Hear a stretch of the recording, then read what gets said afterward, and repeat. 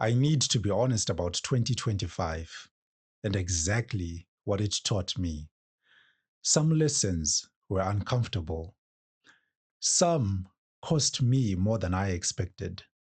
But the lessons still came through those experiences. In this episode, I will take you through all of that. I'm your host, Tinashe Moyo, and this is Stride.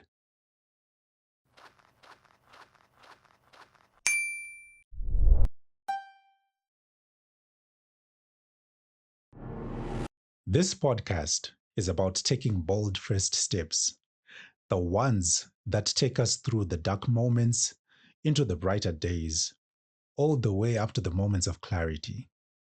Thank you guys for tuning in. It really means a lot. Now, for Stride, we can't go far with 2026 because we have to go back to 2025 and just track back and talk about a few things from 2025. It's more like a slingshot or bow and arrow type of thing. You place your stone or your arrow either on the what's it called, the type of rubber band used on a slingshot, or on that rope that's used on a bow, and then you pull it back as hard as you can. And once you feel like you've pulled back as hard as you can, you let go. Obviously, you aim and then you let go. So that's basically what we are doing with Stride. We are just using the slingshot or bow and arrow method for us to be able to move forward in 2026. We have to track back 2025. Sorry, my alarm. So, anyways, um, let me just this alarm just threw me off a little bit, but that's okay. So, so anyways, in everything that we do, life wise, there are wins and then there are losses. So I will run through the wins from 2025 as well as the losses from 2025 and lessons that I took from both sides. So I will start off with the most important thing in life, which is health.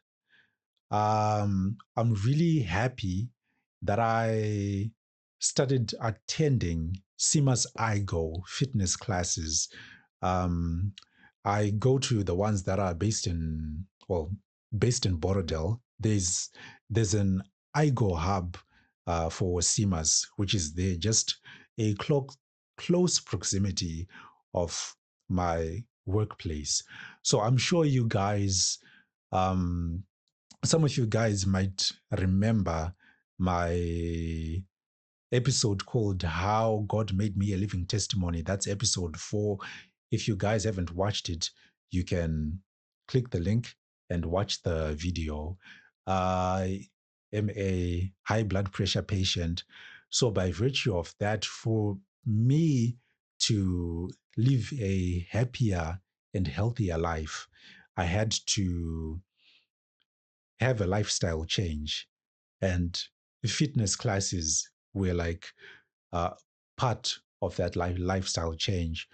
So, what actually happened was before 2025, I think 2024, Paddington actually, you know him by now, my best friend, of course, and business partner. He mentioned those classes to me a couple of times. And then I was just like, all right, cool. We can make a plan and attend those classes. But 2024, we never went to those classes.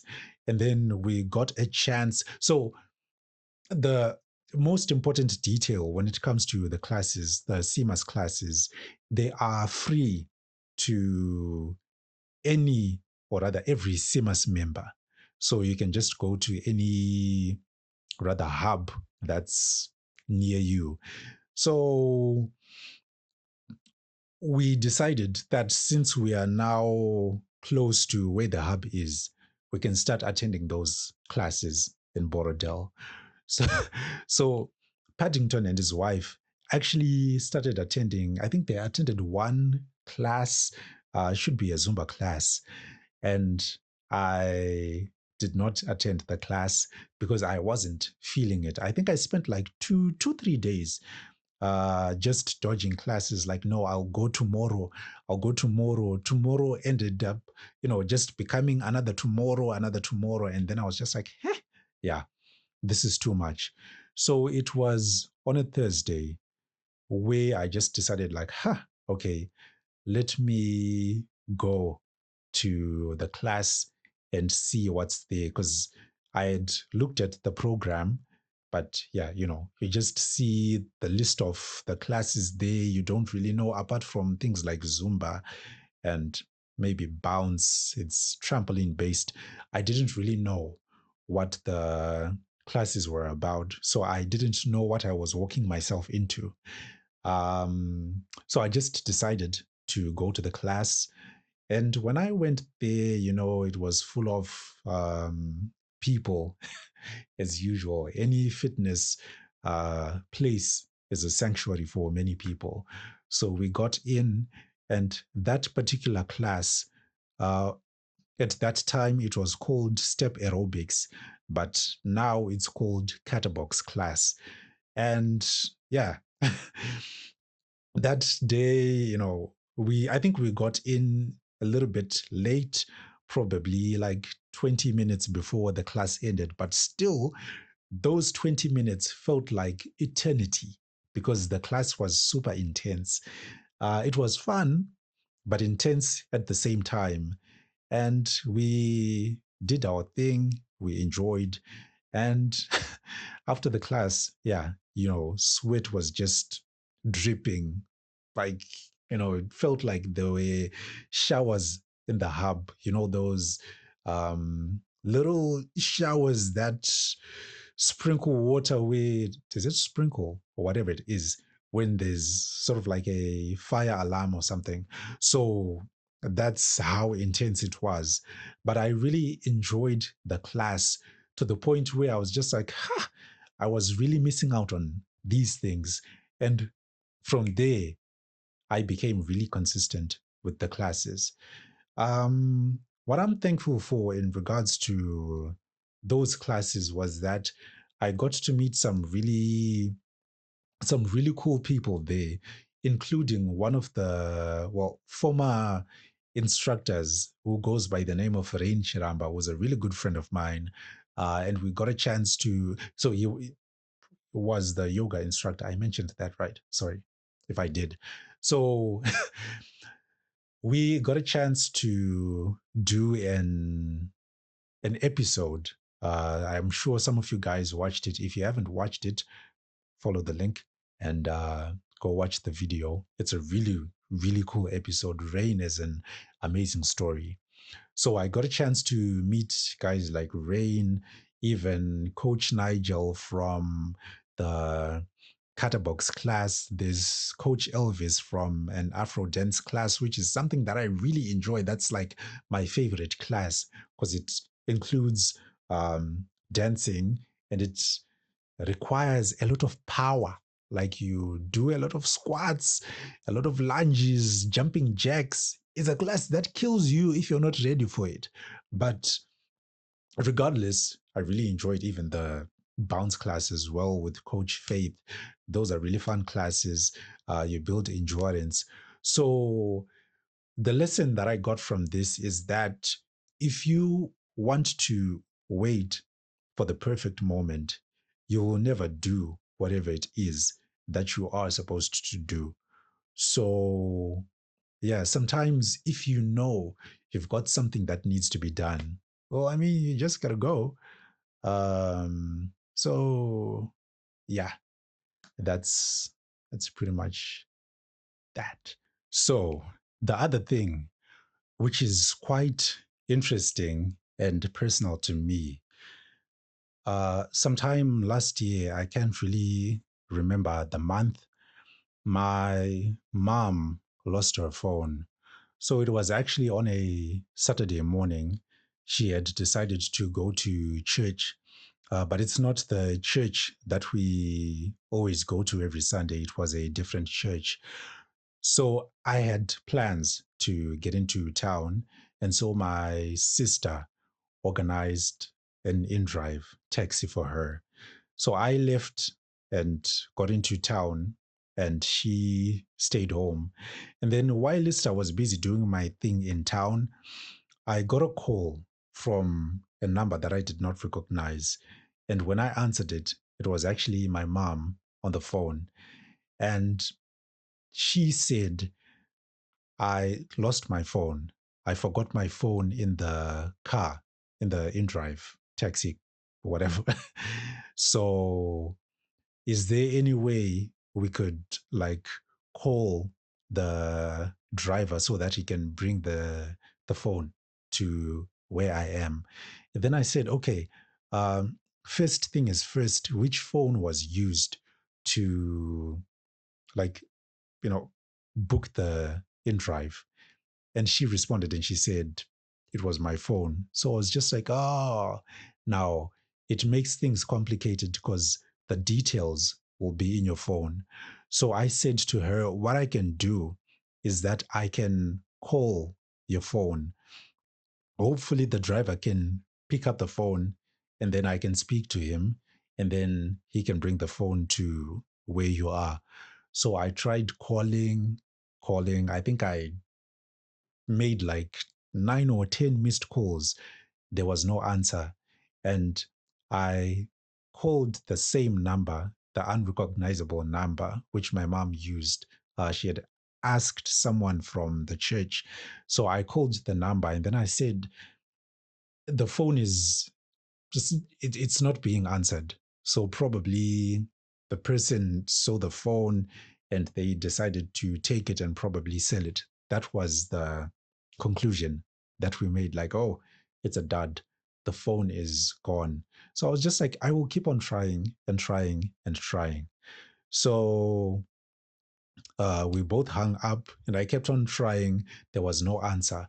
So my aunt, who was at that same church with my mom, actually called me and she was saying the same thing, like, I'm calling, but there's no answer. So probably the driver ran away with the phone. And then she told me the most gut wrenching thing. And she said, now your mom is crying because she's heartbroken that her phone is gone. She's heartbroken with how it happened. And in that moment, like that really stung. And I said to myself, look, um, the phone is gone. We need to make another plan and get mom another phone. So that was my decision. And I actually told my aunt, and I was just like, hey, um, she doesn't need to keep on crying. I will get her a new phone because it's hard to just not. It's like a mosquito busy biting me here.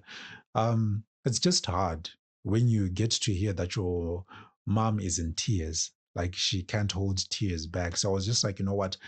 I'm just gonna do the best thing and just get mom another phone. So I just called my dad and I filled him in, like, mom's phone was just left in the InDrive's car. He suggested trying to track the InDrive driver through other, InDrive drivers.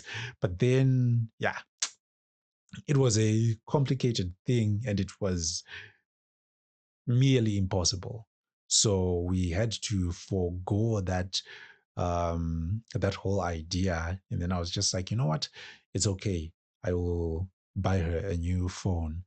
So I had been saving some cash for certain things that I needed to get my own personal things.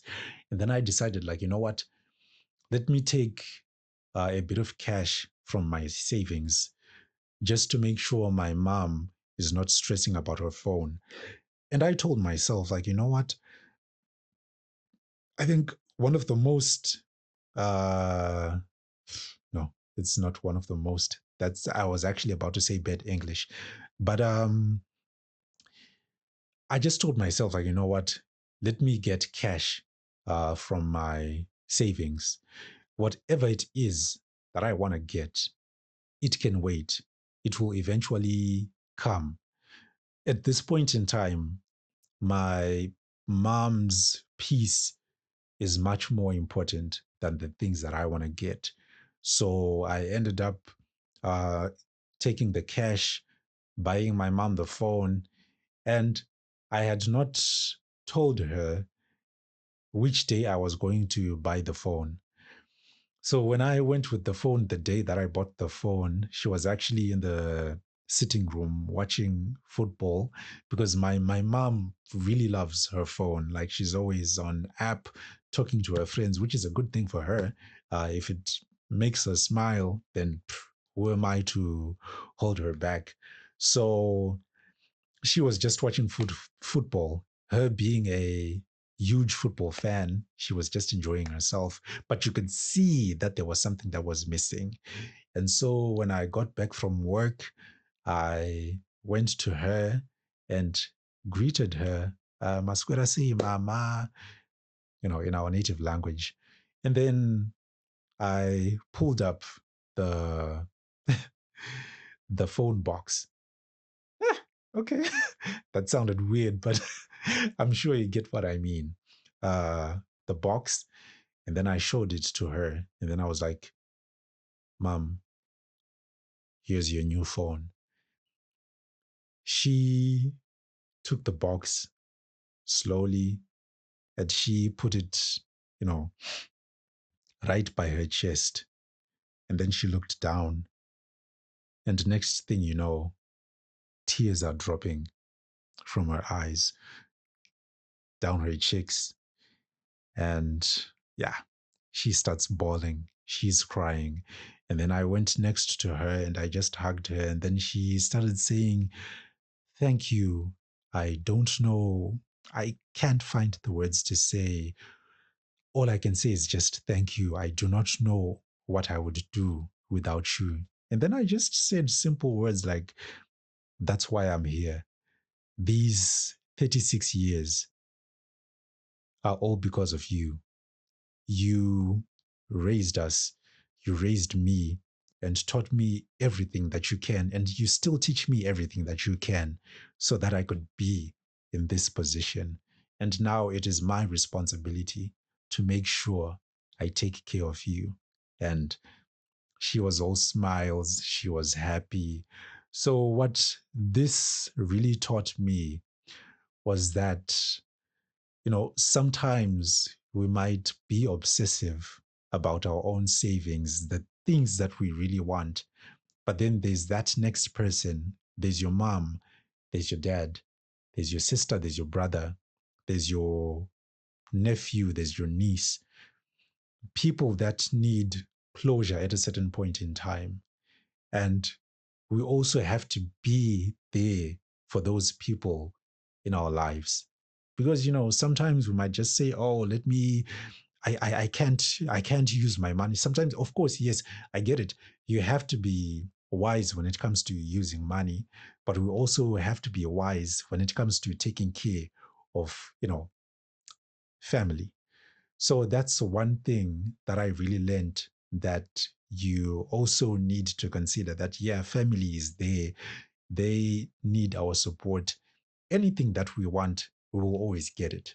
But it's just a point, it's just a matter of prioritizing at the end of the day. So this is one thing I really hold close to my heart because it really taught me something about myself. I actually discovered something special about myself that I did not even know. Because back then, yeah, I used to be very possessive when it came to my own little things, my own little cash.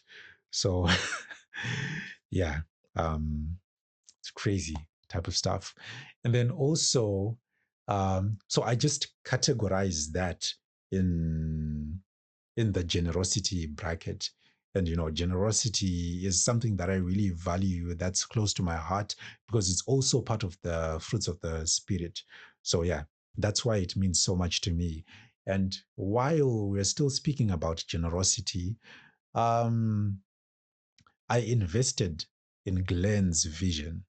Now, if you guys don't know Glenn, I did an episode with him called Chasing Purpose. You can actually click the link and watch the episode. And also, Glenn is more like uh, Stride's right hand man. He's usually behind the scenes. I'm sure if you watched most of the guest episodes, I always credit Glenn as the guy behind the scenes. So, what I'm going to do here, right? Um, I'm going to rob you of this story because I think it's a story that deserves to be on another episode, right? I'm working on releasing an episode that's, how best can I put it? It's an episode that talks merely about authenticity, and that episode will be released end of February, 27 February, if my memory serves me right, and the dates as well. So at this point in time, I'm sorry that I gave you a glimpse of something that I didn't finish, but you will thank me later. So yeah, just keep tabs on that, and we'll talk more on the 27th of February, right?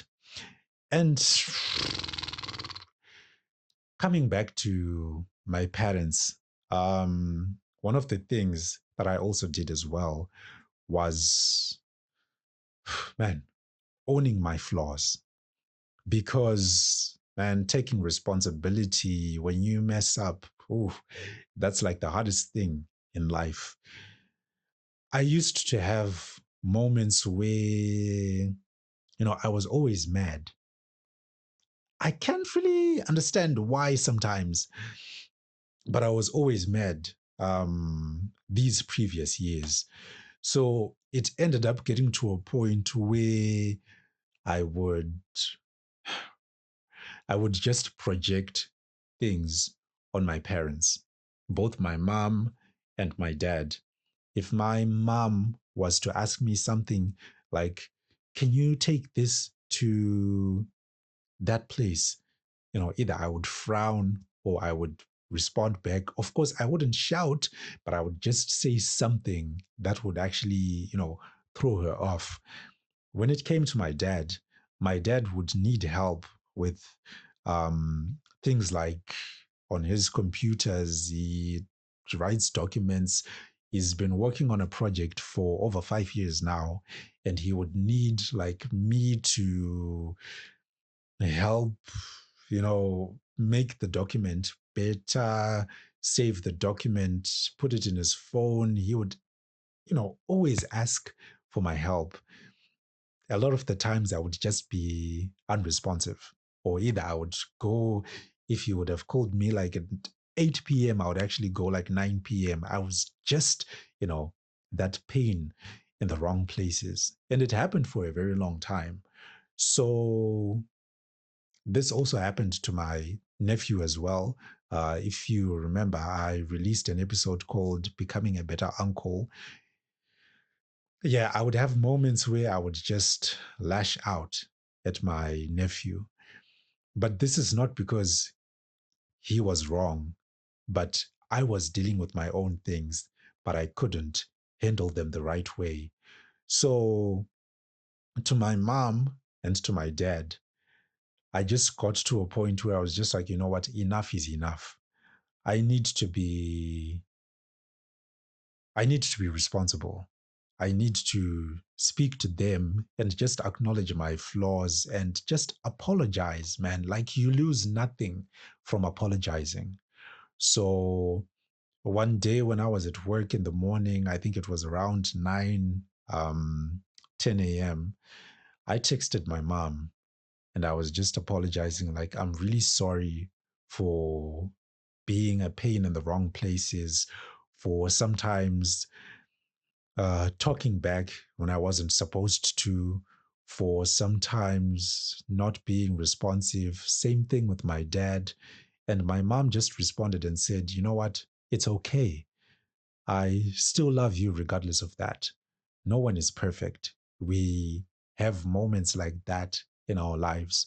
So do not stress yourself about any of that. Just be the man that God wants you to be. That really warmed my heart. And when I spoke to my dad, I was just like, I've not been the son that you that you hoped I would be, because even when it comes to things like gardening, man, I would ditch, I would run away.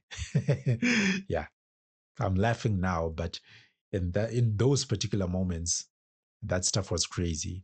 So I apologized for being that doofus son. And he was just like, you know what? Don't worry. It's okay. We are always there for you guys. And then in my mind, I'm just like, you guys, like, I mean, I'm the only one who's texting you, nigga. What do you mean, you guys? But as a father, you don't just you don't just want to stand up for one child. You want to stand up for, yeah, all your kids. So that really made our relationship better with my parents and even to my nephew. I had a few moments where I would just yell. There was one moment when I was recording an episode and then he just walked in. He didn't know that I was recording. And man, I cut a frustrated figure. And I was just like, you know what, that kind of thing. And then I felt like, that was too much. I should have handled that in a different way.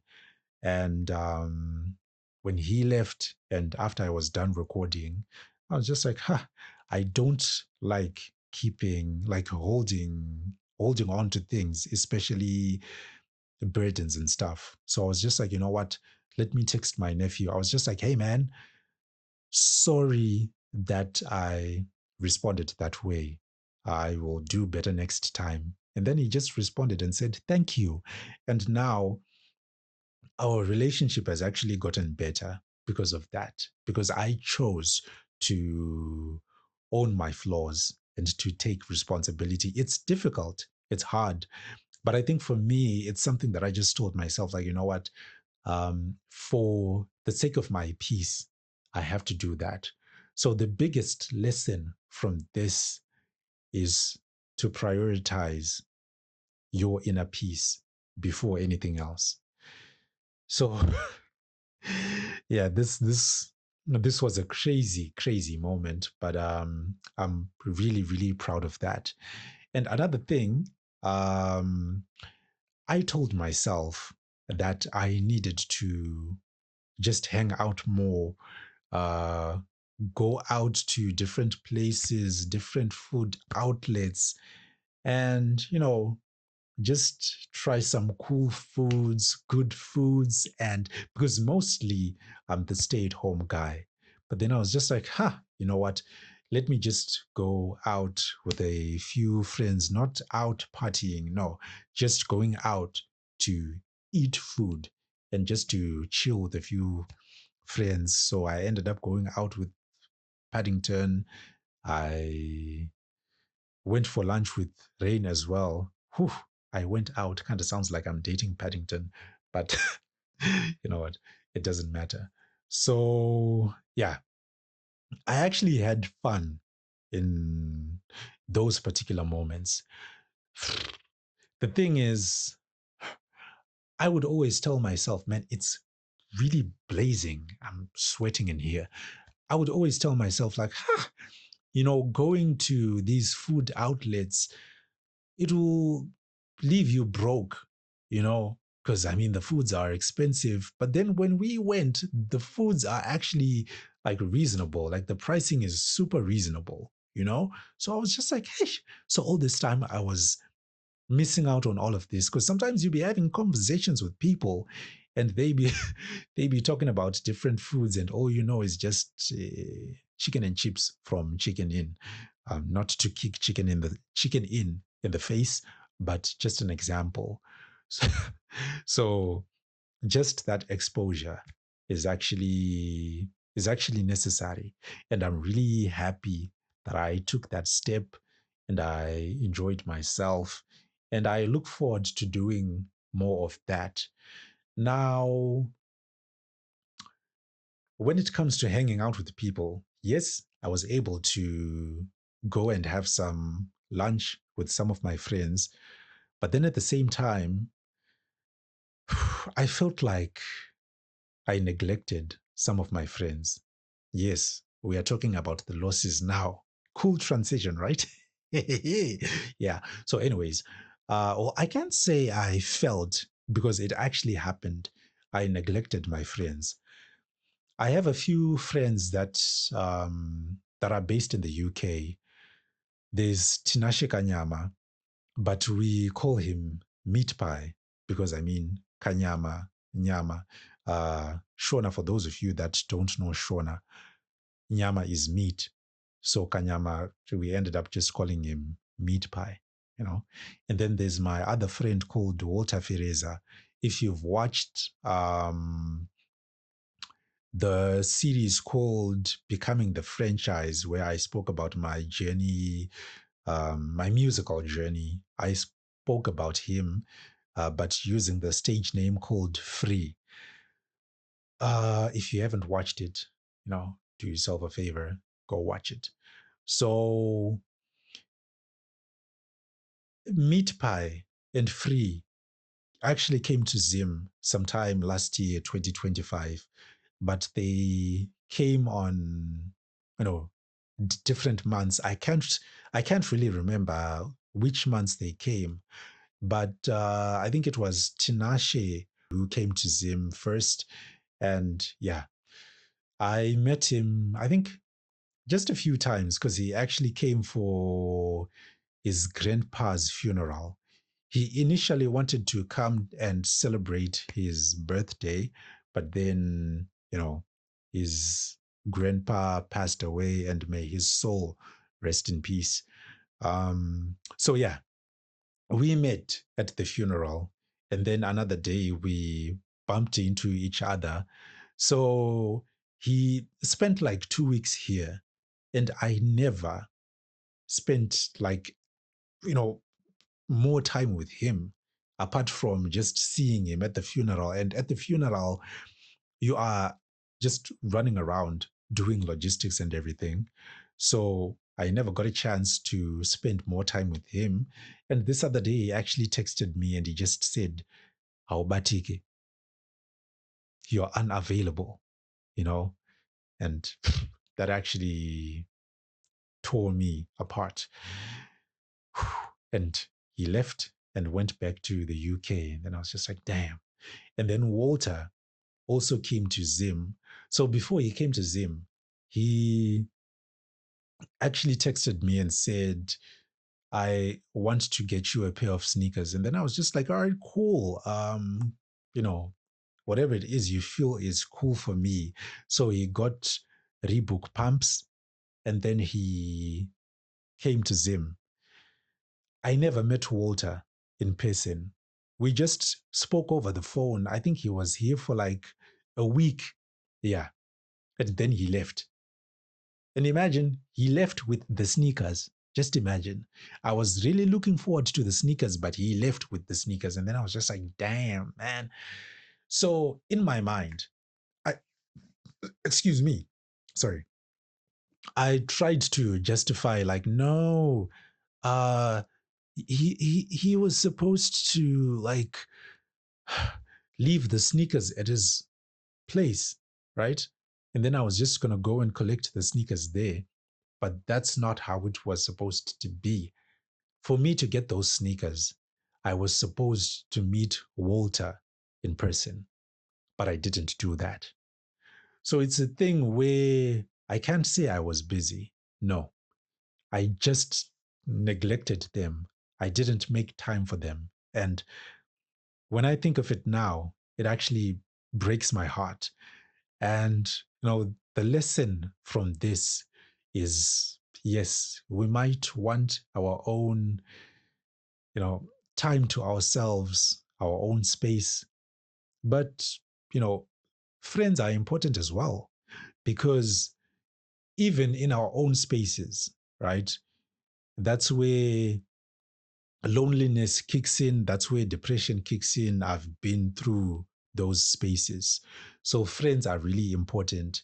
And I always have to make time for friends. This also includes Tawanda Perai, my childhood best friend as well. Man, I rarely make time for him. And I have to do better when it comes to that. So, yeah, that's something that I really need to work on, something that I, excuse me, that I really need to pray towards. But yeah, I'm gonna do better this time. And one of the other interesting things, losses. This one is crazy.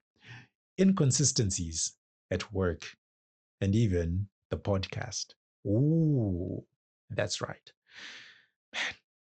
So we started working in Borodale. I'm sure you heard me talking about Borodale early on in the episode. Hey, mosquitoes.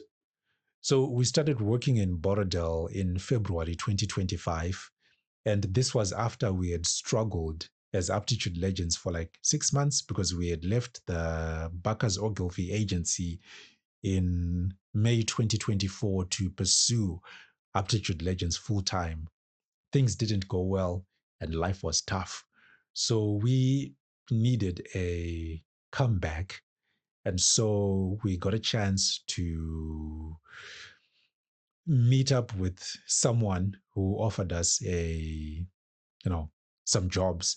And the reason why we took those jobs was for us to raise capital faster to fund Aptitude Legends. So when we had the meeting with the owner of that company, that agency, rather, it's an advertising agency as well, he merely spoke about one thing that he prioritizes. And he just said, as long as the work is done and it's finished, you can do anything else that you want. You can either leave the office at be it 3 p.m., 2 p.m., go anywhere you want as long as the work is done. You can even come in at your own time, maybe 9 a.m., 10 a.m. As long as you get the work done, I'm cool with anything. On my end, I ended up abusing that business model. I started arriving at work at like 10 a.m. I wasn't really into the work. And there was this one time when we were working on a project that had a tight deadline. So, because I elect priorities, I I think I was on the verge of releasing the 6 foot model episode with Nisha Kalisi. So I was actually working on the thumbnail cover at work. I decided to prioritize the thumbnail cover instead of the projects that we were doing at work.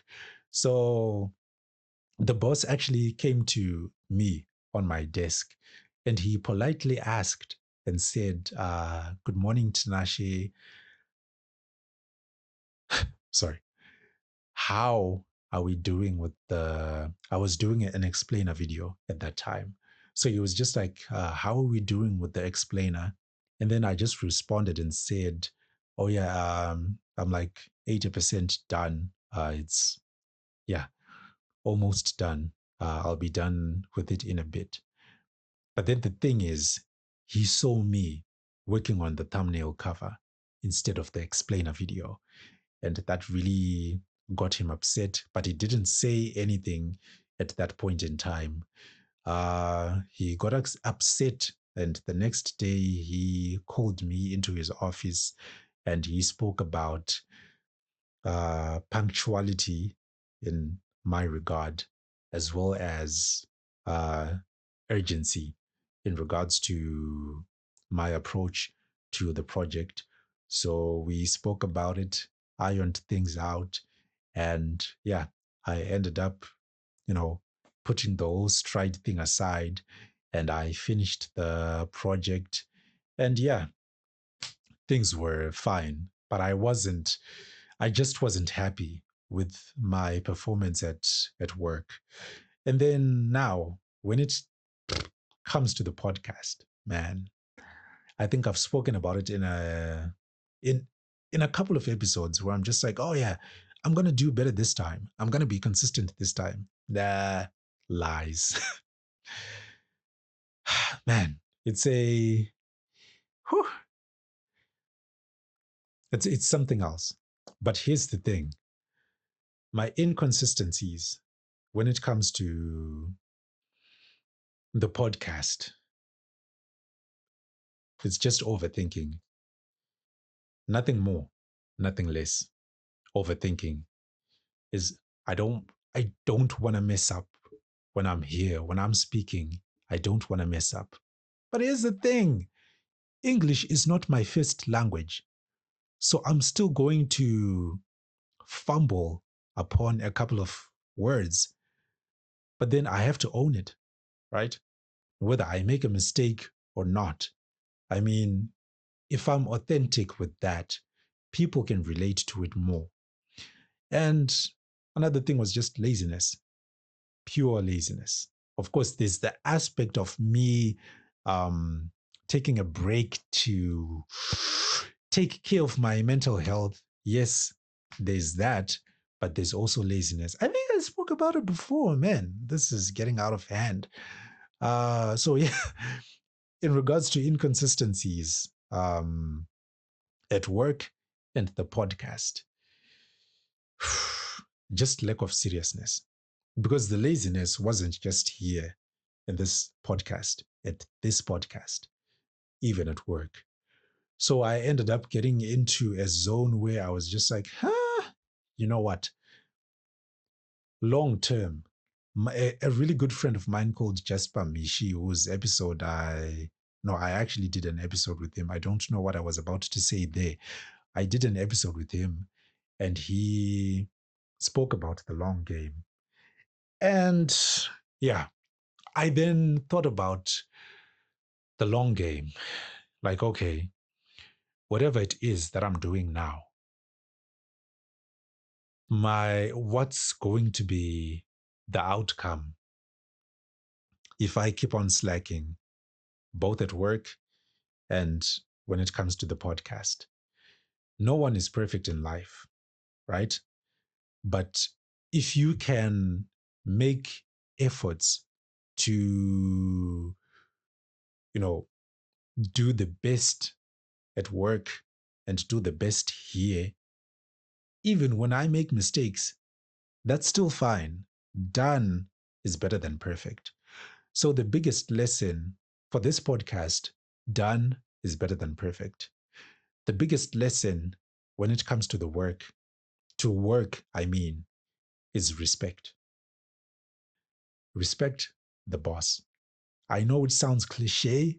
I know it sounds stupid. But in my case, I really learned about respect. Respect when it comes to the bosses, and respect when it comes to the colleagues as well. Because slacking sometimes puts pressure on them. They might have to cover up for me. So the lessons: respect, and the other one, it it left my mind. Sorry. So so yeah, that was pretty much what I learned in regards to work and, inconsistencies with work and the podcast. And then there's the interesting one: the fantastic first steps for Voices of Change campaign. That was a flop. That was a flop. But I was able to record an episode. You can follow the link and watch the episode. Just, you know, merely accepting that it was a failure and the things that I learned from that. Because it's so difficult to hold a project of that magnitude and not get, you know, that much of a success from it. Some people might actually, break down when you look at movie stars or musicians. When movies flop at the box office, when albums flop at the Billboard charts, yeah, man, it takes a toll on people. So for me to be able to sit in front of the camera and actually talk about the things that I learned from that kind of failure, man, that was something really, really, really amazing. And whew, the last thing on the losses, this is an this is an amazing one. Whew. Impatience when it comes to decision making. Man, I learned. So, this is crazy. So early on, I spoke about savings, right? And yeah, uh, I spoke about savings, and I was saving, saving, saving.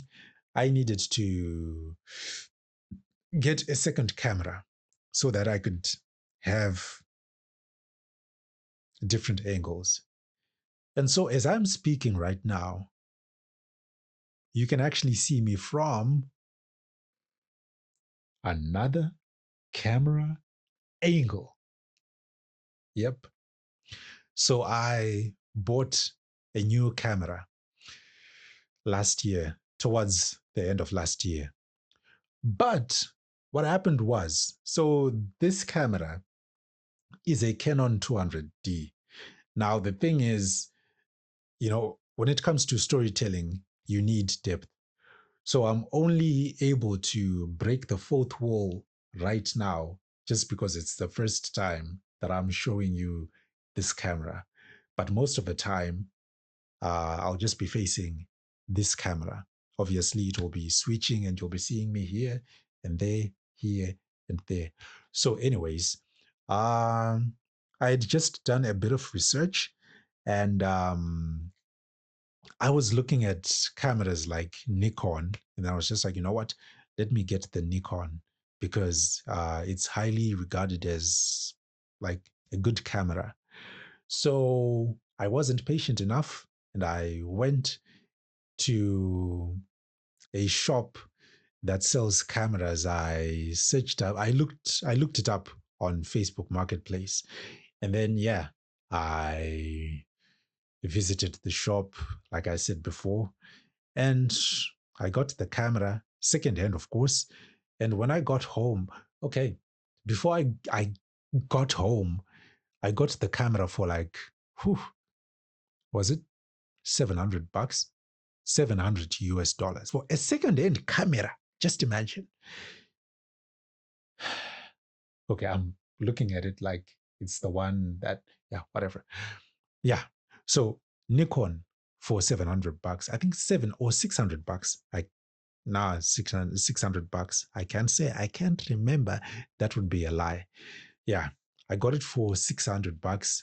When you look at other cameras, second-hand cameras on the marketplace, they be going for like 350 US dollars, 400 US dollars, you know, but I got ripped off because I wasn't patient.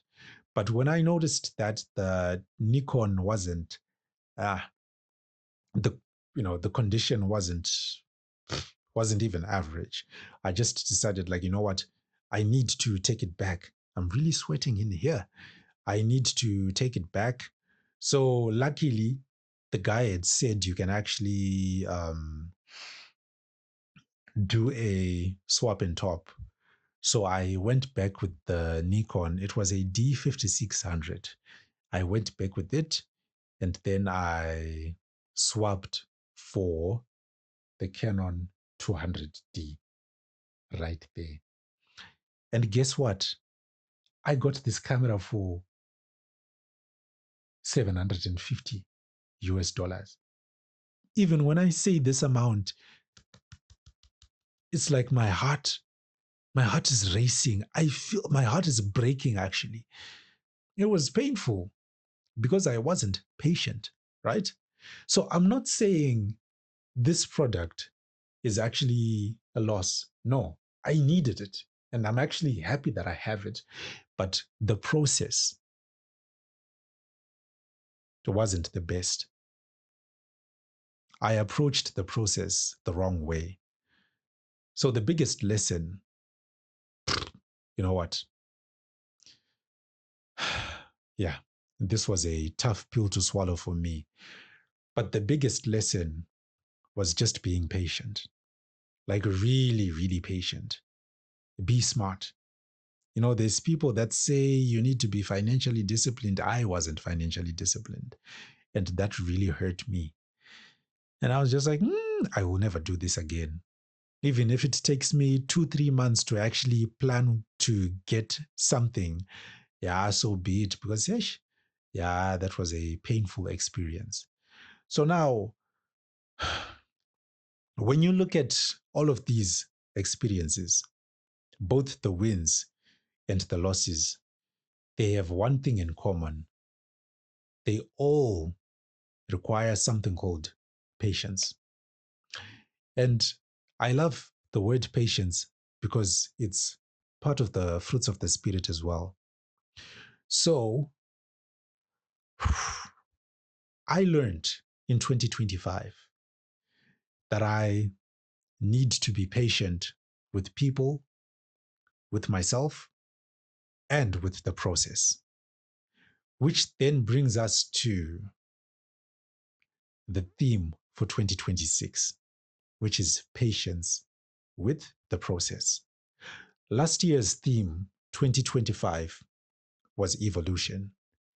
So when I say 2026, the 2026 theme is patience with the process, that doesn't mean automatically evolution is scrapped off.